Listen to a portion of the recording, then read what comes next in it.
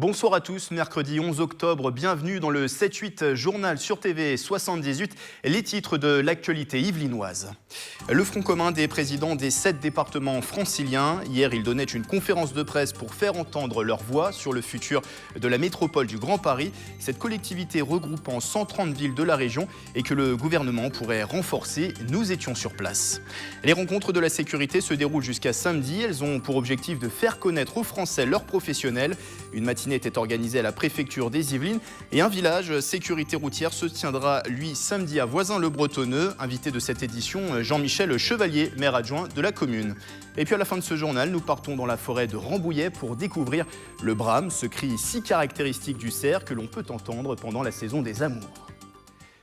Le message se voulait fort. Les 7 présidents des départements d'Île-de-France se sont réunis hier pour évoquer l'avenir de la métropole du Grand Paris, alors que les rumeurs s'intensifient sur le sujet et que le gouvernement prévoit de faire des annonces importantes d'ici un mois. Les précisions de Nicolas Kirillovitz.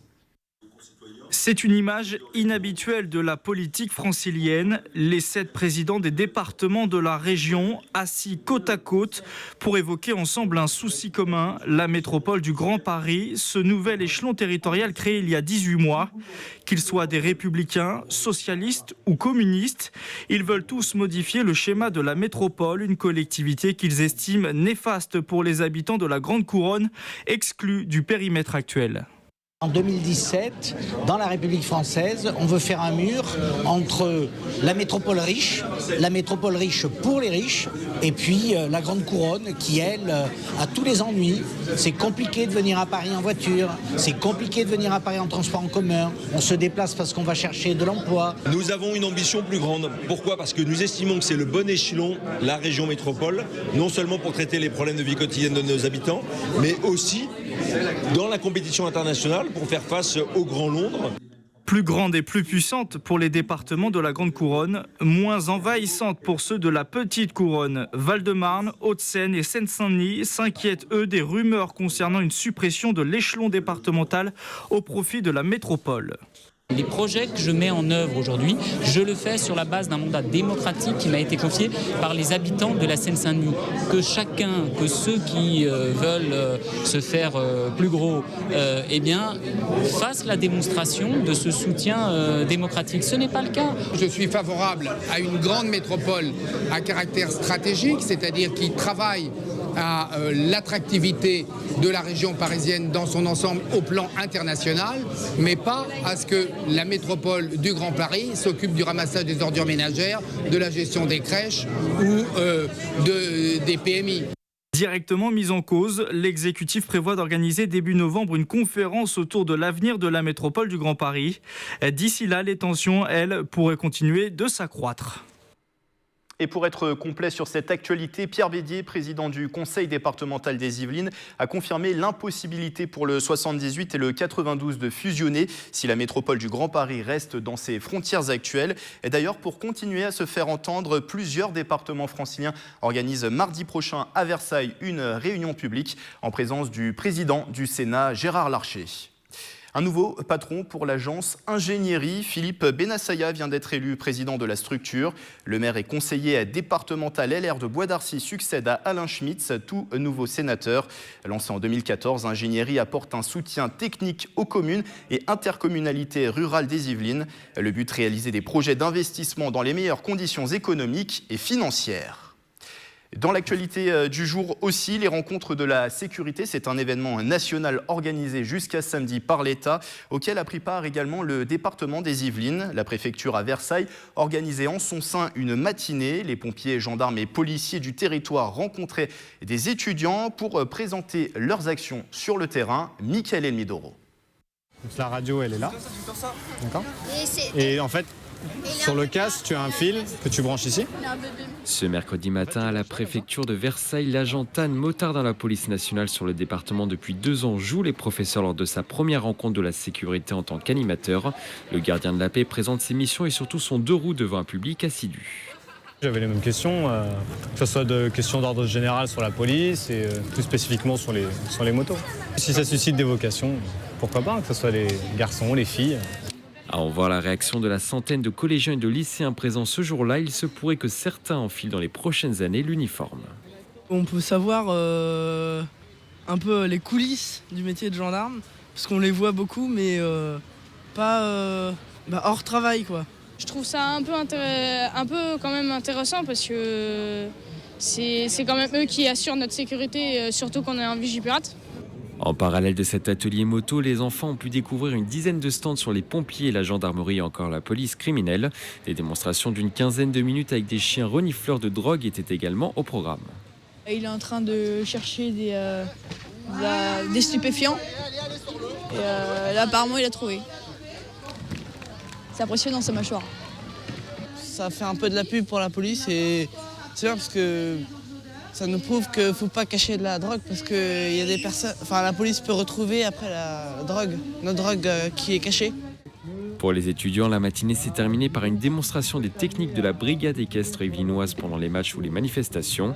Les rencontres de la sécurité se poursuivent dans toute la France jusqu'à ce samedi 14 octobre. Chaque année, 200 000 personnes participent à cet événement. Et au-delà de l'État, des communes aussi organisent leurs événements en sécurité. C'est le cas de Voisins-le-Bretonneux qui propose samedi le village sécurité routière. C'est de 10h à 17h à la cour de l'espace de Cauville, sur le parking de la Poste et aussi au jardin Eugène Fleuret. Bonsoir Jean-Michel Chevalier. Bonsoir Grégory. Maire adjoint de Voisins-le-Bretonneux, vous êtes délégué à la sécurité et au patrimoine. Pourquoi dédier une journée à Voisins-le-Bretonneux, une journée dédiée à la sécurité routière ? D'abord parce que c'est un sujet de préoccupation en ce qui concerne notre commune. Il se trouve que sur Voisins, on est à la croisée d'un triple trafic. D'abord le trafic interne à la commune, et ça c'est dans toutes les villes. Mais on a en plus un trafic de destination, puisqu'on accueille de plus en plus d'entreprises sur le territoire, notamment la zone de la Grande Île ou le Val-Saint-Quentin. On a des grosses sociétés comme Europcar, Nissan ou Asmodée. Et on a un trafic de destination de gens qui n'habitent pas Voisins, mais qui viennent travailler à Voisins. Et puis le troisième type de trafic, qui est probablement aujourd'hui le plus pénalisant, c'est le trafic de transit. C'est-à-dire que ce sont des gens essentiellement de la vallée de Chevreuse qui traversent Voisins pour aller travailler sur les zones d'emploi des Yvelines. Et là, effectivement, on a aujourd'hui beaucoup de bouchons, beaucoup de remontées de fil. Et moi, je trouve que ça provoque des comportements un petit peu déviants, puisque aujourd'hui, notamment avec les GPS collaboratifs, on vous explique comment passer coûte que coûte. Et on se retrouve faire un peu de pédagogie, du coup. Ah oui, clairement. On se retrouve aujourd'hui avec des résidences ou des zones pavillonnaires qui sont devenues des axes de transit quotidiens où on passe devant des écoles à 8h, heure de rentrée le matin. Voilà, donc on a le sentiment que ça génère un petit peu d'insécurité. Alors voilà, on a voulu sensibiliser un petit peu tous les Vicinois, mais pas que, parce que c'est une journée qui n'est pas réservée aux Vicinois. C'est important de le dire. C'est ouvert à tout le monde ? C'est absolument ouvert à tout le monde. Il n'y a absolument aucune condition de résidence sur le territoire de la commune. D'accord. Les ateliers sont entièrement gratuits. Je tiens à le préciser aussi, c'est important. On va détailler d'ailleurs le programme dans un instant, les principales animations au programme. Ouais, on parlera de ça dans un instant. D'accord. Alors les chiffres des morts sur les routes ont augmenté depuis l'an passé dans les Yvelines. En août, depuis le début de l'année, 20 personnes avaient trouvé la mort dans un accident contre 11 l'an passé. Il est primordial de sensibiliser sur ce sujet dès le plus jeune âge. C'est un sujet qui préoccupe aussi à Voisins ? Ah oui, clairement. C'est toujours un drame, un accident. Donc effectivement, il y a un vrai travail qui est mené, alors notamment par notre police municipale, qui intervient dès le plus jeune âge, CM1, CM2, avec l'instauration du permis piéton, du permis cycliste.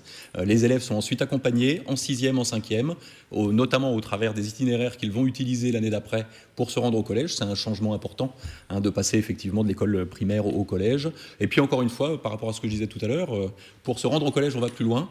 On se retrouve à traverser des axes majeurs, qui sont les axes traversés par le trafic de transit. Et là, il faut effectivement sensibiliser.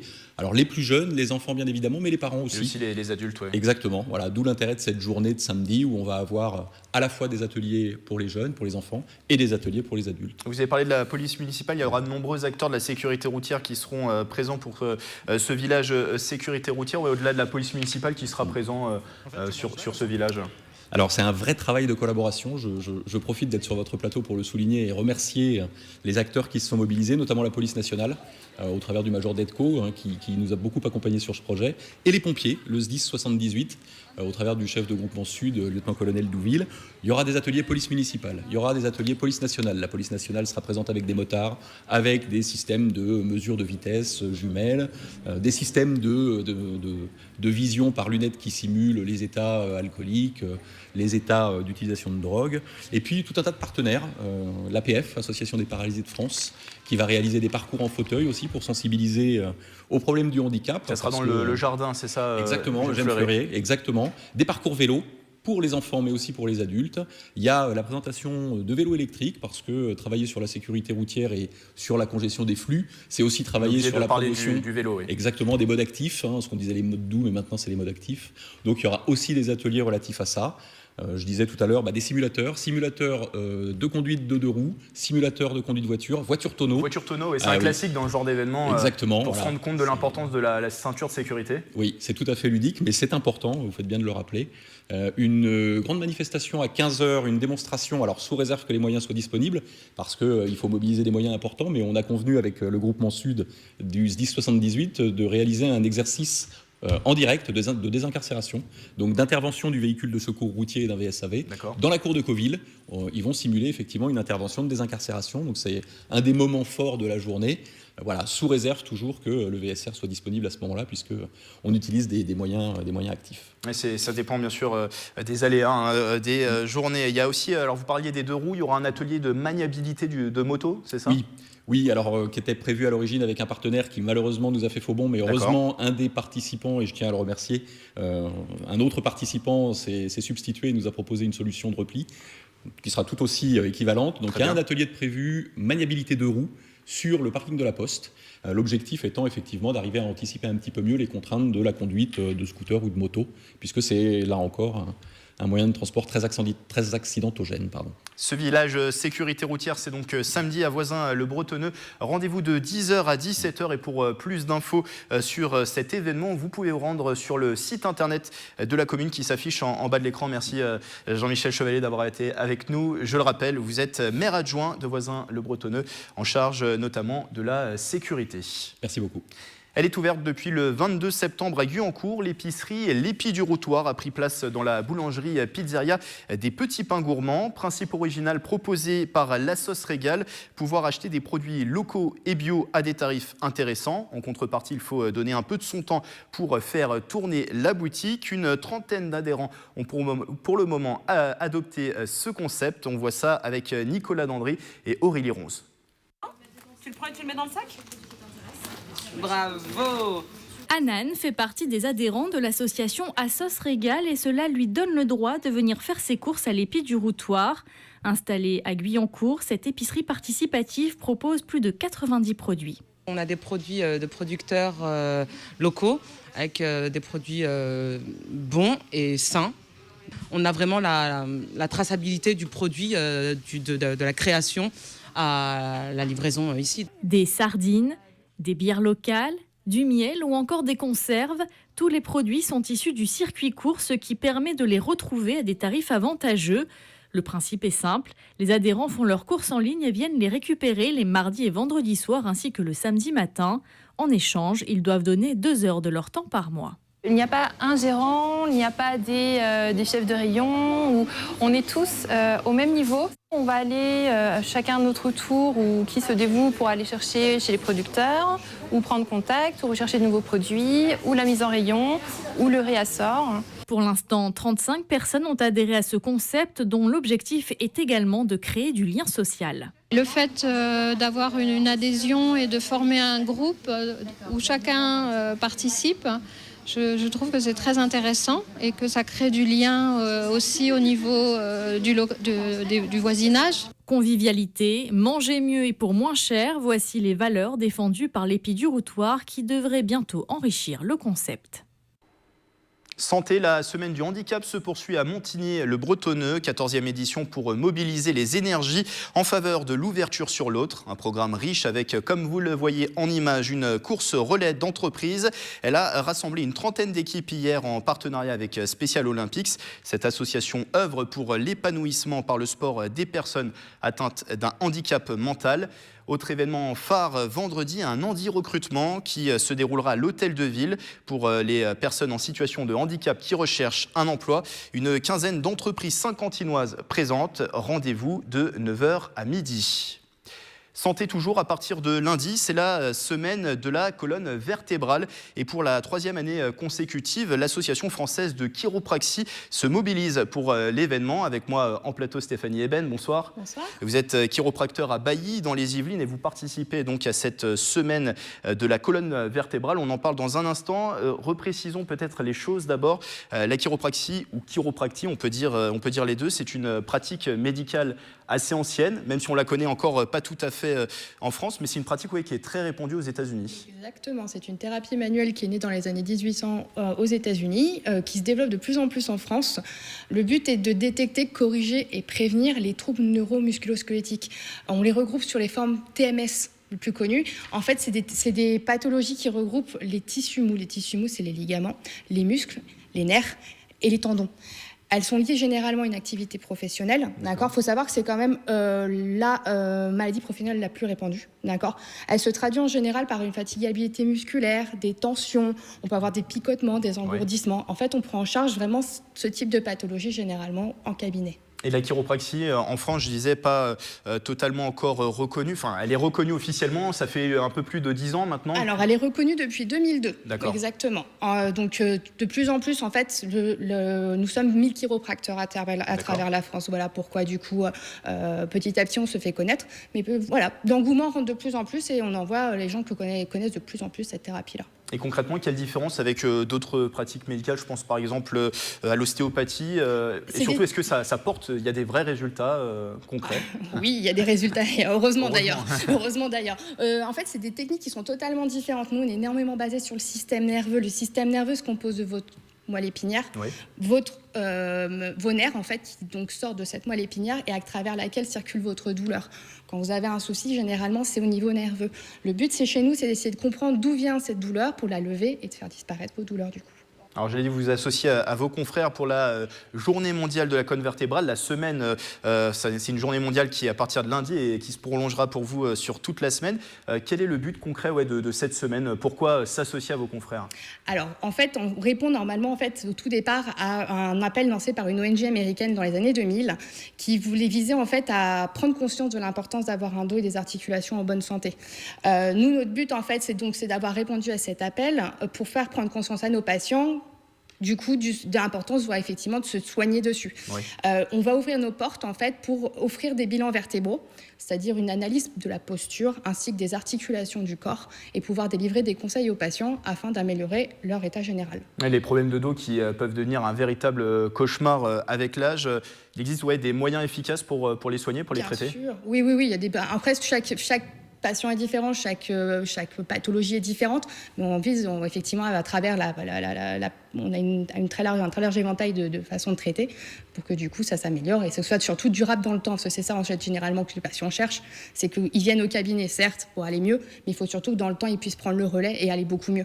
Et c'est ça qu'on cherche. Justement, ça peut être quel type de technique vous allez utiliser? Ça va dépendre, vous le disiez, du patient. Exactement. En fait, exactement. Nous on a des techniques mécaniques assistées, on a ici effectivement des techniques manuelles. En fait, il faut savoir quand même qu'on est les seuls thérapeutes non médecins à être habilités à pratiquer des manipulations vertébrales sans avis médical. Donc vous pouvez venir nous voir directement en première intention et nous en fonction de ça, de vous dire si ça rentre ou pas dans notre arsenal thérapeutique et ensuite pouvoir vous traiter pour améliorer cela. Donc on pourra venir vous voir lundi, ça se poursuivra sur toute la semaine? Exactement, ce sera du 16 au 20. Après, c'est sur rendez-vous, donc n'hésitez pas à contacter les chiropracteurs à travers la France parce que tout le monde ouvre ses portes. Et suivant les disponibilités, on vous accordera un petit rendez-vous pour vous expliquer tout ça. Vous le disiez aussi, un bilan gratuit en sachant qu'une séance, ça coûte combien en moyenne? Alors, entre 40 et 60 euros, tout dépend après du coin, etc., où vous êtes installé, c'est-à-dire de l'endroit où se situe le cabinet, mais en général, ça tourne autour de 40 et 60 euros la consultation à peu près. Et donc, question pratique pour terminer, on peut venir, il faut réserver, vous le disiez, il faut prendre rendez-vous par téléphone? Exactement, par téléphone. Il y a certains confrères qui utilisent aussi les sites internet, donc regardez avec eux, ou sinon n'hésitez pas à les contacter pour voir directement avec eux par téléphone. On peut peut-être aussi vous joindre sur votre site internet qui s'affiche pour nos téléspectateurs. Il nous reste une petite 30 secondes pour une petite dernière question. Qu'est-ce que vous attendez de cette semaine Qu'est-ce qui ferait que ça serait une réussite pour vous? Alors déjà, nous, le but premier, c'est effectivement de faire connaître notre thérapie en fait. Parce que du coup, comme on le disait, nous ne sommes que 1000 chiropracteurs. Pour avoir un petit ratio, il y a 25 000 ostéopathes à peu près. Donc forcément, on est beaucoup moins connus. La communication se fait progressivement. C'est pour ça que de plus en plus, les gens commencent à connaître. Une bonne semaine, c'est effectivement des patients qui vont venir pour prendre conscience un petit peu de toute cette importance d'avoir un dos en bonne santé. Et notre but, il va être là, c'est de pouvoir leur délivrer les conseils pour que ça améliore en fait. Merci voilà. Stéphanie Eben d'avoir été avec nous. Vous êtes chiropracteur à Bailly dans les Yvelines et vous participez à la semaine de la colonne vertébrale. C'est donc la semaine prochaine de lundi à vendredi. On peut retrouver, je le disais tout à l'heure, vos coordonnées sur le site internet qui s'affiche en bas de l'écran. Le week-end dernier, c'était la 24e édition du Festival de la BD à Buc. Une cinquantaine d'auteurs a fait le déplacement. Au programme rencontre avec les lecteurs, dédicaces et dessins. Retour sur l'événement avec Camille Lambert et Nicolas Dandry. Tom Tom est venu sans sa sœur Nana, mais sa maman Bernadette Després l'a accompagnée au Festival de bande dessinée de Buc. Le rendez-vous des auteurs et de leurs héros avec les lecteurs. Ma fille que vous avez vue qui est là, elle avait 6 ans et elle a tout de suite rentré dans ces histoires. Maintenant, elle en a 46. Alors, je pense qu'en effet, les parents sont tous un peu dans cette ligne-là et que du coup, ils communiquent un peu ça à leurs enfants aussi. Béatrice qui dessine les Tom Tom et Nana.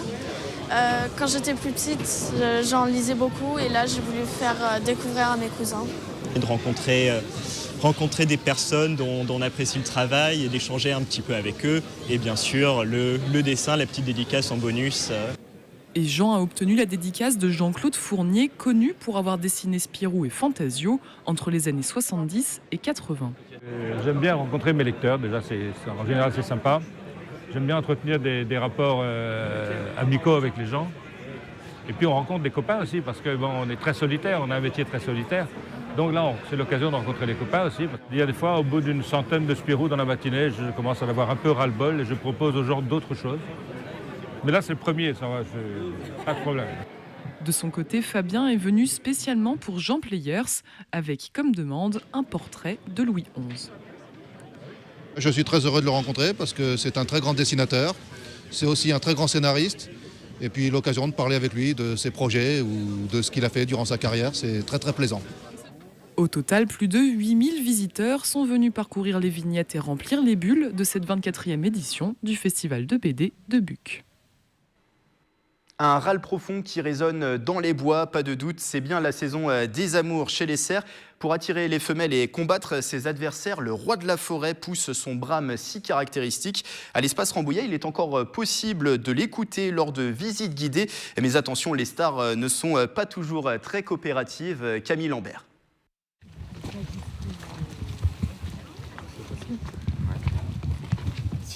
Le dernier ferme bien la porte. Sinon les acteurs s'échappent. Une immersion dans la nature à la rencontre du roi de la forêt. C'est grâce à l'œil aguerri d'Ambroise Graffin, directeur de l'espace Rambouillet, que les visiteurs vont pouvoir approcher au plus près des animaux. Cerfs, chevreuils, daims et sangliers se promènent dans cet espace de 180 hectares. Mais pour être sûr d'écouter le brame, il faut d'abord trouver les biches. J'ai vu 2 mâles, ils ont fait le tour, ils sont revenus par là-bas. Il y en a encore qui sont là-bas, des mâles. Ils vont avoir tendance à se regrouper, à se rapprocher de la rate de biche. Soit au lever du soleil, soit crépuscule. Du coup, ils pourraient nous mener jusqu'à la harde. Voilà. La nuit tombe, mais les recherches se poursuivent. La harde de biche finit par se deviner dans la pénombre. Et si on a du brame, c'est à cet endroit-là qu'il va se concentrer. Le brame, le fameux cri poussé par le cerf, il ne sera pas poussé uniquement par le cerf dominant. La plupart du temps, en fait, c'est un jeu d'intimidation entre ce cerf dominant et quelques cerfs qui sont autour, à 2-3 en général, et qui vont chercher à lui piquer sa place. Un cri qui marque aussi une volonté d'accouplement, mais ce soir, les 25 animaux n'étaient pas très entreprenants. Malgré plusieurs minutes d'attente, ils sont restés silencieux. Ça nous a permis, cette balade, d'observer les animaux dans une phase presque nocturne, et qui est un peu plus croustillante. Après, il nous a manqué ce soir un petit peu le son, donc le brame proprement dit. Ça arrive, il faut rester humble devant la nature. La période du brame s'étend jusqu'à mi-octobre. Avec un peu de chance et beaucoup de patience, encore quelques jours pour en profiter. Cette soirée à l'espace Rambouillet, c'était aussi l'occasion pour l'Office national des forêts de sensibiliser à la protection de l'environnement. L'organisation gère 8% du territoire national. Selon son directeur général, le siècle du béton et du métal est passé. Le bois est désormais le matériau du futur. Écoutez-le au micro de Camille Lambert. Le matériau bois, à la fois dans la construction, dans le design et dans les objets du quotidien, présente de grande qualité. En plus, c'est un matériau renouvelable, tout à fait disponible en France. C'est un matériau, nous semble-t-il, du futur, et de plus en plus d'architectes et de designers ont compris, y compris de grands architectes internationaux, que c'est une nouvelle voie. Enfin, pendant tout le mois d'octobre, trouvez votre service civique. Yvelines Information Jeunesse organise des services civiques dating, rencontres pour trouver une mission d'intérêt général. Prochain rendez-vous demain à Maurepas, c'est au café de la Plage de 14h à 18h30. Qu'est-ce que le service civique et quel secteur concerne-t-il? Réponse avec Laurence Cousin qui était notre invitée dans le journal du 28 septembre dernier.